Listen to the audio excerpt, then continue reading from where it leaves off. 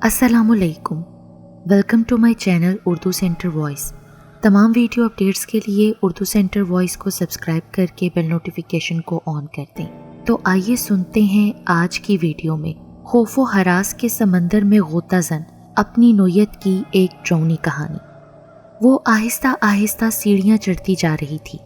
हाथ में मोमबत्ती पकड़े वो एक एक सीढ़ी पर पाँव रख रही थी। फर्श पर गर्द की तह जमी हुई थी। मोमबत्ती की लो होले होले टिमटिमा रही थी। वो आगे बढ़ती जा रही थी जैसे कोई अनजानी ताकत उसे आगे की जानिब धकेल रही हो। उस लम्हे उसे फ़ोन की घंटी भी सुनाई थी। वो अपना फ़ोन कमरे में भूल आई थी। उसके मोबाइल की मखसूस टोन मुसलसल बजे जा रही थी, जिसकी आवाज़ इस खामोशी में इस कदर दूर तक सुनाई दे रही थी। उसने पीछे मुड़कर जाना चाहा, मगर उसे लगा किसी अनजानी ताकत ने उसे पीछे जाने से रोक दिया हो। वो पीछे मुड़ गई तो पत्थर की बन जाएगी। उसे ऐसे महसूस हुआ कि किसी ने उसके कंधों पर सर्द हाथ रख दिया हो। उसे अब कुछ खौफ महसूस हुआ। वो वापस पलटने का इरादा कर चुकी थी। उसने पाँव पीछे की जानिब बढ़ाया जब एक यख बस्ता हवा का झोंका उसकी मोमबत्ती की लो बुझा गया। वो अब सीढ़ियों के बीचों बीच अंधेरे में खड़ी थी। फ़ोन की घंटी अब भी मुसलसल जारी थी। अब उसे फैसला करना था कि उसे आगे बढ़ना है या पीछे जाना है। तो तुम्हें लगता है कि नैन्सी जीतेगी DQ का मुकाबला? उसने पेन नीचे रखा। वो अब संजीदा थी। ऑफ कोर्स वही जीतेगी। तुम्हें पता है ना उसने क्या सिलेक्ट किया है? अरीब ने पुरयकीन अंदाज में कहा तो वो बेमज़ा हुई। वटएवर, तुम्हें तो नैन्सी के अलावा कोई डेयरिंग ही नहीं लगता ना? उसने अपनी हिरनी जैसी आंखें उस पर जमा कर कहा। नो डियर, तुम भी डेयरिंग हो। अरीब उसका दिल रख रहा था।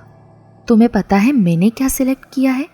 उसने पुरस्रार अंदाज में अरीब से कहा तो अरीब की रीढ़ की हड्डी में सनसनाहट दौड़ गई। उसे अंदाज़ा नहीं था कि वो क्या बोलने वाली है, लेकिन उसकी बात ने उसके चेहरे पर हवाइयाँ उड़ा दी थी। चारों तरफ अंधेरा था और इस अंधेरे में बस एक जानिब रोशनी थी, जहां दरख्त पे एक लाश लटकी हुई थी। उसके जिस्म से ताज़ा खून खुश घास पर गिर रहा था। उसके गिर्द सफ़ेद हड्डियों वाले ढांचे रक्स कर रहे थे। हवा में राखे राखे यानी इंतकाम इंतकाम की आवाज़ें गूंज रही थीं। तो बच्चों, हमारी नानी ने बताया था कि उस बच्चे को सच्चे ख्वाब आते थे। वो बच्चा पहले से बता दिया करता था चीज़ें, और कुछ गैर मर्ई चीज़ें भी उसको दिखाई देती थीं। नानी ने स्वेटर बुनते बड़ा ही तजस्सुस फैलाया। सबकी नज़रें नानी पर थीं, मगर जैसी को तो कौन समझाता। अरे नानी, बस भी करें आप। आपकी नानी भी ना बस आपकी तरह की ही कहानियाँ सुनाती होंगी। इतने पुराने ज़माने में लोगों को कुछ काम नहीं होता था, सिर्फ बैठकर ख्याली बातें बनाते रहते थे। जैसी कहाँ सुनने वाली थी। जा जैसी, मैं नहीं सुनाती अब कहानी।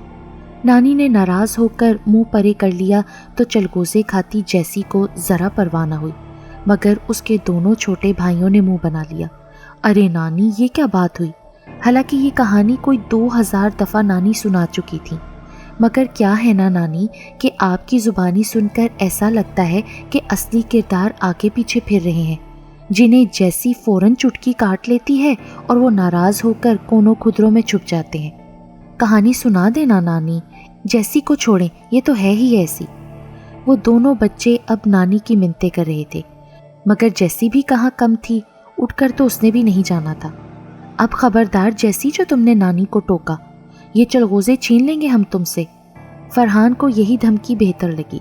अच्छा, अब नहीं बोलूँगी, वो जान छुड़ाने वाले अंदाज में बोली। आखिरकार नानी मान गई और दोबारा से कहानी सुनाने लगी। शाम का वक्त था। सारे बच्चे उस वक्त सड़क पर साइकिल चला रहे थे। ये जर्मनी का एक छोटा सा कस्बा था। जब वो लड़का भागता हुआ उसकी साइकिल के पास आया, उसके आने का खौफ इतना ज़्यादा था कि साइकिल चलाता गोरा चिट्टा लड़का साइकिल से ही गिर गया। वैसे तो उसके बारे में बहुत सी बातें मशहूर थीं, मगर उसकी सबसे खौफनाक चीज़ उसकी एक आँख थी। बचपन में कोई नोकीली चीज़ उसकी दाईं आँख में घुस गई थी, जिसकी वजह से उसकी बिनाई ज़ाया हो गई थी। वो तेज़ी से उस बच्चे की जानिब आया और हाथ बढ़ाकर नीचे गिरते हुए उस लड़के को उठाया। सुनो, यहाँ से तुम सीधे घर जाना, रुकना मत। उसने सरगोशी की, مگر اس کی آواز میں ایک روب اور دھمکی تھی۔ وہ کانا لڑکا جرمن زبان میں بول کر گیا تھا، حالانکہ وہ خود برطانیہ سے تھا اور تمام لوگوں میں یہ بات مشہور تھی کہ اسے جرمن نہیں آتی۔ وہ گورا چٹا جرمن لڑکا سائیکل دوڑاتا گھر کی جانب نکل گیا۔ وہ تیز تیز سائیکل کے پیڈل مار رہا تھا۔ اس کا جسم پسینے سے شرابور ہو گیا تھا۔ اس کانے لڑکے کے خوف نے اسے اتنا ڈرا دیا تھا کہ اسے اپنے گھر کے علاوہ کچھ نظر نہیں آ رہا تھا۔ بس اگلی گلی میں ہی اس کا گھر تھا۔ اس نے سکھ کا سانس لیا، لیکن ایک دم سے سائیکل کے نیچے پتھر آ گیا اور وہ لڑک کر سڑک پر جا گرا۔ دوسری جانب سے 2 ہاتھ بڑھے۔ اس نے سر اٹھایا۔ انکل مائیکل نے اس کا ہاتھ پکڑا اور اسے اپنے ساتھ لیے دکان کی طرف آ گئے۔ ان کی چھوٹی سی ایک دکان تھی جسے وہ شام ڈھلے ہی بند کر دیتے تھے۔ انکل مائیکل، مجھے گھر جانا ہے، وہ جرمن لڑکا بولا۔ حالانکہ وہ جانتا تھا کہ انکل مائیکل جو کہ اکیلے رہتے ہیں اسے یقیناً ہمیشہ کی طرح ٹافیاں دیں گے۔ ارے بیٹا، تمہارے سر سے خون بہہ رہا ہے، تم اندر چلو، میں تمہارے ساتھ ہی گھر جاؤں گا۔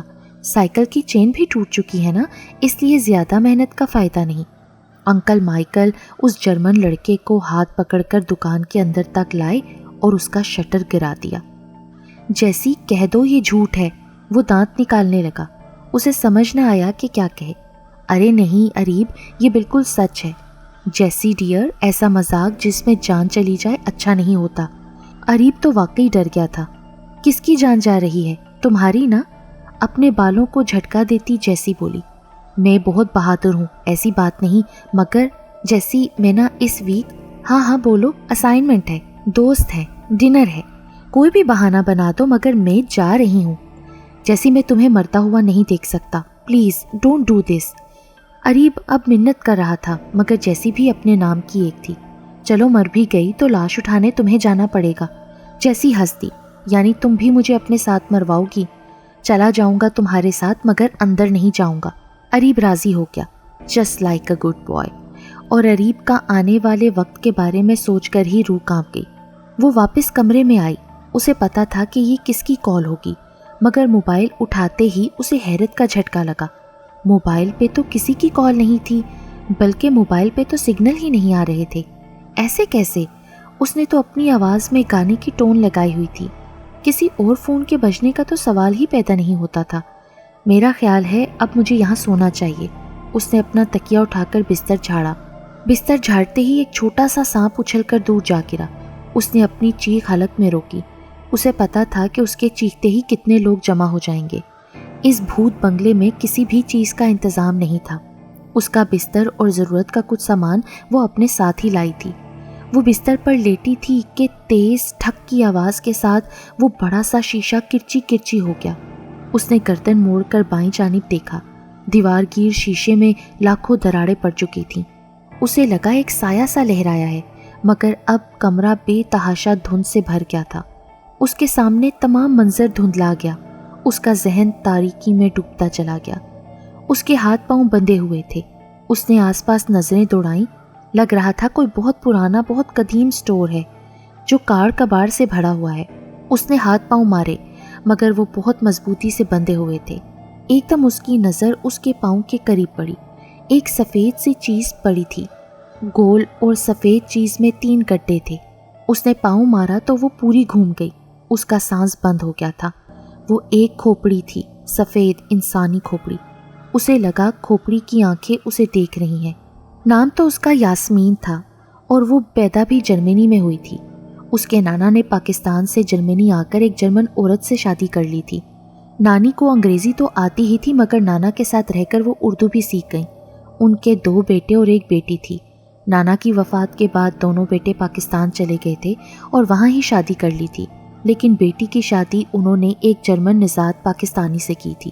صوبیہ کے 3 بچے تھے، یاسمین، فرحان، نعمان۔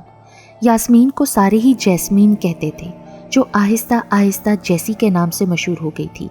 جیسی پکارنا زیادہ آسان تھا۔ وہ یونیورسٹی میں پڑھ رہی تھی۔ یوں تو اس کے بہت سے دوست تھے، مگر اریب ہمیشہ سے ہی اس کا اچھا ساتھی رہا تھا۔ شاید باہر کے ملکوں میں ہم زبان ہونا ہی ایک بہت بڑی خاصیت ہے جو باقی ہر فرق مٹا دیتی ہے۔ وہ بھی پاکستانی تھا اور وہ ادھر پڑھنے کے لیے آیا تھا۔ یونیورسٹی میں اکثر مقابلے ہوتے رہتے تھے، مگر ایک مقابلہ صرف خواتین کے لیے مخصوص تھا جو ہر سال منعقد کیا جاتا تھا، DQ کا مقابلہ یعنی ڈیئرنگ کوئین، جس کا مقصد کوئی ایسی لڑکی سلیکٹ کرنا تھا جو خطرات کا مقابلہ کرنا جانتی ہو اور بڑی سے بڑی مشکل حل کر سکتی ہو۔ ان کی یونیورسٹی میں یہ بات مشہور تھی کہ صنف نازک بہت بزدل اور کمزور ہوتی ہے۔ اس خیال کو غلط ثابت کرنے کے لیے ہی یونیورسٹی نے اس DQ یعنی ڈیئرنگ کوئین کے مقابلے کا انعقاد کیا تھا۔ اس مقابلے کا مقصد صرف لڑکیوں سے بزدلی ختم کرنا تھا۔ ہر سال اس مقابلے میں حصہ لینے والی بتاتی تھی کہ وہ کیا کرنے والی ہیں جو کوئی دوسرا نہیں کر سکتا۔ کام ایسا ہونا چاہیے جو آپ خود مکمل کریں، کوئی دوسرا آپ کی مدد نہ کرے۔ کسی نے پہاڑ پر چڑھنا سلیکٹ کیا تھا، کسی نے برف پہ سونا، کسی نے ایک رات سمندر میں رہنے کا عہد کیا۔ البتہ نینسی نے 1000 فٹ کی اونچائی سے ہاتھ چھوڑ کر رسی پر چلنے کا ڈیئر چوز کیا تھا۔ اریب کو لگتا تھا کہ نینسی جیت جائے گی، مگر جیسی کو بہت برا لگا تھا۔ وہ بھی ڈیئرنگ تھی اور پھر اس نے اب تو اپنا ٹاسک بھی سلیکٹ کر لیا تھا، جسے سن کر اریب کو تارے نظر آنے لگے تھے۔ 2 راتیں قصبے کے مشہور ہانٹیڈ ہاؤس بھوت بنگلے میں گزارنا۔ اس کا حلیہ ایسا تھا کہ ہر کوئی اس سے دور بھاگتا تھا۔ اس کی وجہ شہرت اس کا ایک آنکھ سے کانا ہونا تھا۔ اس کی ماں نے کئی بار اس کو اسکول میں داخل کروایا تھا، مگر وہ ہر بار نکالا جاتا۔ وجہ اس کا عجیب اور پراسرار رویہ تھا۔ اس کی آنکھ ضائع ہونے کی وجہ سے اکثر وہ اسے ایک کپڑے سے ڈھکے رکھتا تھا، مگر جب کوئی بچہ اسے تنگ کرتا تو وہ کپڑا ہٹا کر اس بچے کو ڈرا دیتا۔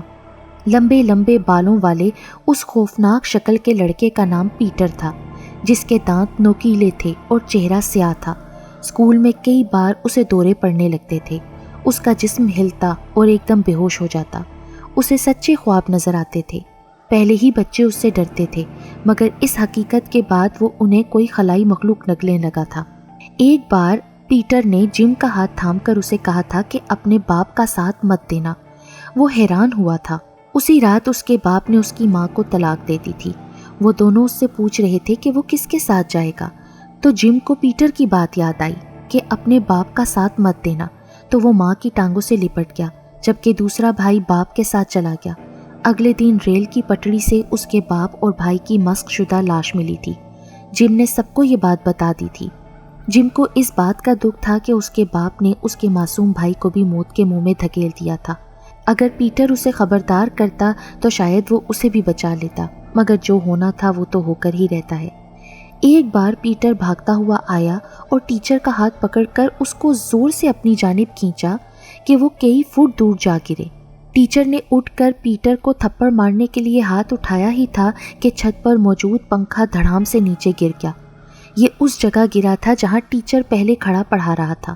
اس واقعے سے پہلے کئی والدین نے پیٹر کو اسکول سے نکالنے کی شکایت کی تھی، مگر ٹیچر کو بچانے والے واقعے سے اچانک لوگوں کے دلوں میں پیٹر کے لیے ہمدردی پیدا ہو گئی تھی۔ اگر وہ بدصورت اور کانا تھا تو اس میں اس کا کیا قصور تھا؟ اس کے خواب نے استاد کی جان بچا لی تھی۔ ٹیچر نے کانپتے ہوئے اس پنکھے کو دیکھا جو اب بڑی سی میز کے اندر دھس گیا تھا۔ ٹیچر نے شرمندگی سے پیٹر کو گلے لگا لیا۔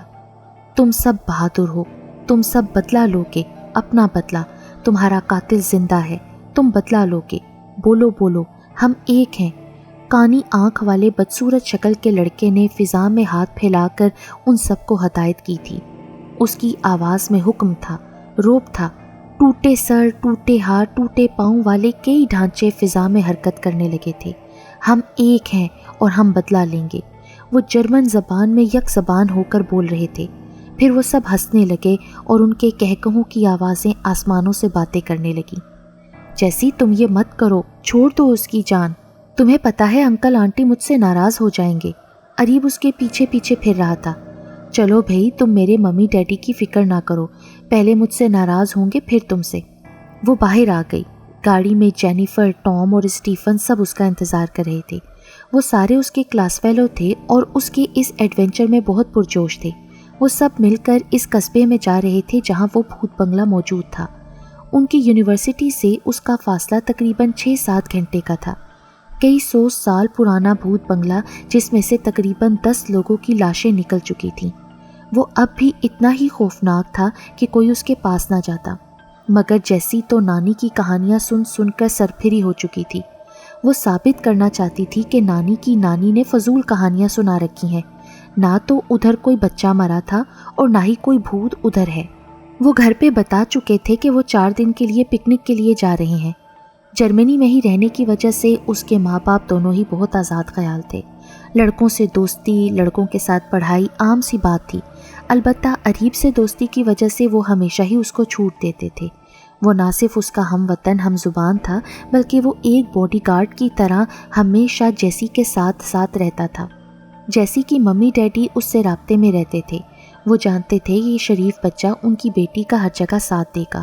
وہ اسے مستقبل میں بھی اپنے داماد کی حیثیت سے دیکھتے تھے اور دونوں خاندانوں کے بیچ رسمی بات چیت بھی ہو چکی تھی، مگر اب یہ شریف بچہ ان کی بیٹی جیسی کی انوکھی فرمائش میں پھنس کر رہ گیا تھا۔ اگر اس کا ساتھ نہ دیتا تو اس نے منگنی توڑنے، جو کہ ابھی تک ہوئی بھی نہیں تھی، دھمکی دے دی تھی، اور اگر ساتھ دیتا تو پوری 2 راتیں اس بنگلے کے آگے گزارنی تھی جہاں اس کے تینوں دوست کیمرہ لے کر سیٹ اپ کر رہے تھے۔ ادھر کنواں ادھر کھائی تو اس نے کنویں میں چھلانگ مار دی تھی۔ جیسی کے ساتھ مرتا تو کم از کم اس کے گھر والے اسے بزدل نہ سمجھتے، کیونکہ جیسی نے تو ٹھان ہی لی تھی، سو اسے اب جیسی کی فرمائش پوری کرنا ہی تھی۔ کمرے سے دھند چھٹی تو دن کی ہلکی سی روشنی نظر آ رہی تھی۔ کیا صبح ہو گئی؟ جیسی کو حیرت ہوئی۔ سر بوجھل تھا، بھاری بھاری آنکھیں۔ رات کٹ گئی، اسے سمجھ ہی نہ آئی۔ اس نے سر اٹھا کر آس پاس دیکھا۔ اسے اوپر کی جانب سے کچھ آوازیں آ رہی تھیں۔ وہ کل رات ہی تو ادھر آئی تھی، تبھی وہ اس آواز کے پیچھے سیڑھیوں سے اوپر جانے لگی تھی۔ اسے سب آہستہ آہستہ یاد آ رہا تھا۔ اس نے اپنا بیگ گھسیٹا اور پانی کی بوتل نکال کر منہ ہاتھ دھوئے۔ اب وہ بسکٹ نکال کر کھانے لگی۔ اس کی نظر شیشے پر پڑی جو کل لاکھوں کرچیوں میں تقسیم ہو چکا تھا، مگر اب اس کی جگہ ایک سادہ شیشہ تھا جس پر جا بجا تصویریں لگی ہوئی تھیں، بچوں کی تصویریں۔ وہ اٹھ کر قریب آئی۔ شیشے پر بڑا بڑا خون سے لکھا تھا انتقام۔ ساتھ ہی بہت سے بچوں کی تصویریں بھی تھیں، کوئی کھیلتا ہوا بچہ، کوئی پارک میں، کوئی اسکول میں، کوئی اپنے باپ کے ساتھ۔ یہ سب بلیک اینڈ وائٹ تصویریں تھیں۔ اس نے قریب جا کر دیکھا، 1854۔ کسی تصویر پر اسے سن بھی لکھا دکھائی دیا تھا۔ اس وقت کی تصویر یہاں اس وقت میں؟ کیا نانی واقعی ٹھیک کہہ رہی تھی؟ اس نے ایک نظر اپنی گھڑی پر ڈالی۔ اس کی گھڑی کا وقت رکا ہوا تھا، شاید سیل ختم ہو گئے تھے۔ اس پر 8:30 بج رہے تھے، یعنی جب وہ رات اس گھر میں داخل ہوئی تھی۔ رات کے 8:30 بجے تھے۔ اس نے بستر پر سے اپنا موبائل اٹھایا، سگنل اب بھی موجود نہ تھے۔ اس نے کھڑکی کی جانب نظریں اٹھائیں۔ ایک چھوٹا سا ڈرون کیمرہ کھڑکی پر موجود تھا۔ اس نے مسکرا کر ہاتھ ہلایا۔ اریب کے علاوہ سب نے رات اس کے ساتھ رہنے کی آفر کی تھی، مگر وہ بضد تھی کہ نہیں، بس میں اکیلے ہی کروں گی۔ تبھی وہ اپنا ڈرون کیمرہ ساتھ لے آئے تھے تاکہ اندر کے حالات کا پتہ چلا سکیں، اور اگر جیسی کو کوئی مسئلہ ہو تو کسی بھی مشکل میں وہ سب باہر اس کی مدد کو تیار بیٹھے تھے۔ اس 2 منزلہ بھوت بنگلے کے باہر کیمرہ سیٹ اپ کر کے وہ کیمپ لگائے موجود تھے۔ جیسی کیمرے میں ویڈیو بنوا کر اندر چلی گئی تھی تاکہ DQ کے مقابلے میں ثبوت کے طور پر وہ ویڈیو پیش کی جا سکے، اور باقی وہ ڈرون کیمرے کے ذریعے ریکارڈ کر رہے تھے۔ اس نے موبائل کی ٹارچ جلائی۔ اب وہ دوبارہ سیڑھیوں کی جانب بڑھنے لگی تھی۔ آگے سب اندھیرا تھا، بس سیڑھیوں کے اوپر ایک بلب جل رہا تھا جو جل بجھ کر رہا تھا۔ اسے کس نے جلایا تھا اور کب؟ اس بھوت بنگلے میں تو بجلی ہی نہیں۔ وہ مزید الجھ گئی تھی، لیکن پھر بھی وہ خاموشی سے سیڑھیاں چڑھتی چلی گئی۔ اس نے اپنے کالے بدصورت ہاتھ سے دروازے کو کھولا تو چرچراہٹ کے ساتھ وہ کھلتا چلا گیا۔ ویران سنسان لان میں ایک جھولا لگا ہوا تھا جو اس کے اندر داخل ہوتے ہی ہلنے لگا، جیسے اس کے اوپر کوئی بیٹھا ہوا تھا۔ وہ جانتا تھا کہ وہ نہیں بچے گا۔ وہ جانتا تھا کہ وہ جان کی بازی کھیل رہا ہے، پھر بھی اسے اپنے بعد آنے والوں کو بچانا تھا۔ اسے قربانی دینی ہی تھی، ورنہ اس کی زندگی کا کیا فائدہ؟ پیٹر چپ چاپ آگے بڑھتا گیا۔ اسے لگا کئی چھوٹے چھوٹے ٹھنڈے ٹھنڈے ہاتھ اس کا راستہ روک رہے ہیں، مگر وہ نہیں رکا۔ کیوں رکتا؟ کب تک انکل مائیکل یہ کھیل کھیلیں گے؟ کب تک ان کا کاروبار چلے گا؟ آخر کب تک؟ اس نے ہاتھ میں بڑا سا لوہے کا سریا اٹھایا ہوا تھا۔ پیٹر سیڑھیاں چڑھتا گیا۔ دروازہ کھولتے ہی کئی چیخیں سنائی دیں۔ وہ 2 بچوں کی تھیں جن پر 3 مرد چمٹے ہوئے تھے۔ وہ تیزی سے آگے بڑھا۔ اس نے لوہے کا سریا گھما کر ان مردوں کو مارا تھا، مگر باقی کے 3 مردوں نے آ کر اسے پیچھے سے پکڑ لیا۔ وہ تو اکیلا ہی اس آگ میں کود گیا تھا۔ ایک نے سریا ہاتھ سے چھین لیا تھا، दूसरे ने उसे पकड़ा, जबकि तीसरा और चौथा उसे रस्सियों से बांधने लगा। बेवकूफ़, पांचवें शख्स ने सर सहलाते उसके मुंह पर थूका। अरे ये तो खुद ही इधर आ गया। वो सब हंसने लगे। जख्मी बच्चों ने एक नज़र उसे देखा था।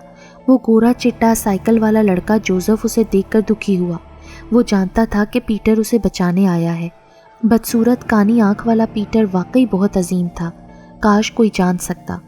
जैसी ऊपर सीढ़ियाँ चढ़ती गई थी, सामने दरवाज़ा था। उसने आहिस्ता से दरवाजे के बोसीदा हैंडल पर हाथ रखा। दरवाजे के किनारे से खून टपक रहा था, ताज़ा खून। उसने नज़र घुमाकर देखा था, ड्रोन कैमरा अभी भी सामने वाली खिड़की पर मौजूद था। इस लड़की को चैन नहीं है, मरवाएगी ये। अरीब ने कैमरे में देखकर अपना सर पीट लिया था। रात भी वो तजस्सुस के मारे इस तरफ आ गई थी, मगर वापस पलट आई थी। आज सुबह होते ही फिर चल निकली थी।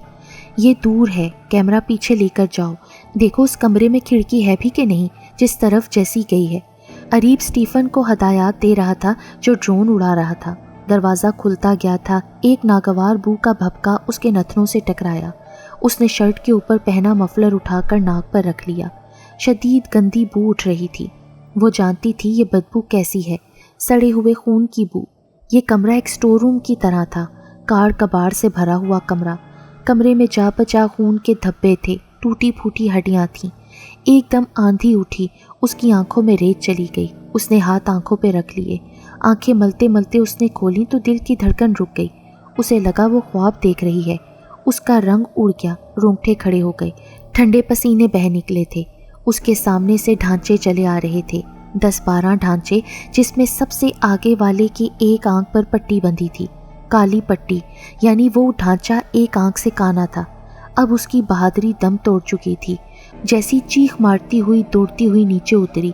उसकी फलक शगाफ चीखें सुनकर वो चारों लड़के तेजी से बाहर का दरवाज़ा अबूर कर गए।